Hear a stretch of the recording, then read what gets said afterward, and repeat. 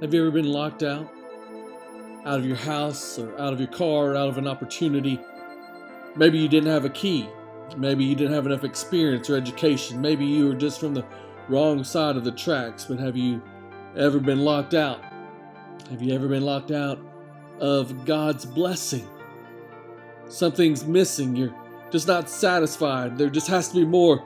It's like the door of His blessing is right in front of you, but it is locked, and you keep knocking and knocking and knocking, but you're just locked out. So how do you open the door? Well, the Lord has given us in the greatest sermon by the greatest preacher that has ever been preached, on the Sermon on the Mount, He gave us the Beatitudes. There are words of His blessing. And it starts with Matthew chapter 5, verse 3 that says, "Blessed are the poor in spirit, for theirs is the kingdom of heaven."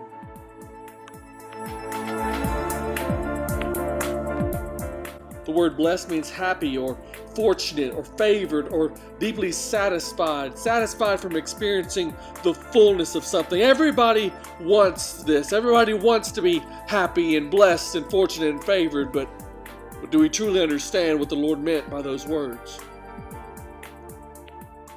Are you blessed? The word poor means to crouch or cower like a beggar, to be bent over, to be deeply destitute or completely lacking. Some versions say it is not only to be poor in spirit, but to realize your need for God, to come to the end of your rope, and with less of you there is more of God and His rule. Others say to be spiritually helpless, and others to say to depend only on Him. Are you poor in spirit?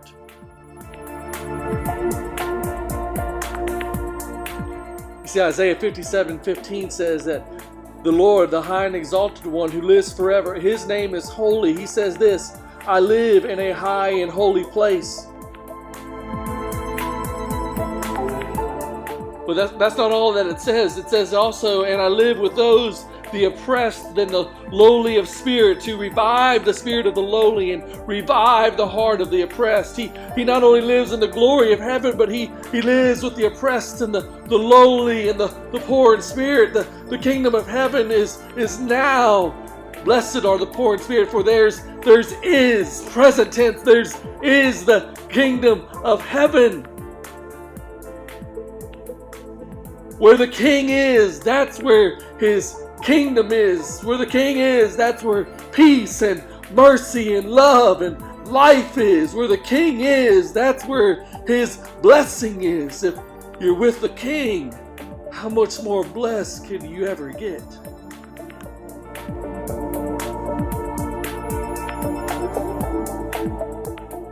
But dear friends, God can't bless closed hands. Closed hands that are in a fist because they're mad at God, or they're refusing to realize that the life that He's given to them. So they close their fists and point them up to heaven, or fists that are wrapped around and hands that are wrapped around the things of this world, and they just don't trust God enough to let those things go, and they hold on and unwilling to acknowledge their need and unwilling to let go of the things of this world, just refusing to open up their hands. God can't bless closed hands.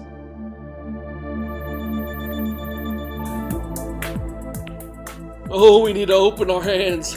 Open our hands and say, "Lord, I need you." Open our hands and say, "Lord, I surrender." Open our hands and say, "Lord, I give up." Open our hands and say, "Lord, I open my hands to you, and I need you, and I need your blessing. I need your glory. I just need you." I open up my hands. And when we open up our hands to Him, He gives us the keys to His blessing, the keys to His grace, the keys to who He is and what He desires to do in our life. Blessed are the poor in spirit, for theirs is the kingdom of heaven.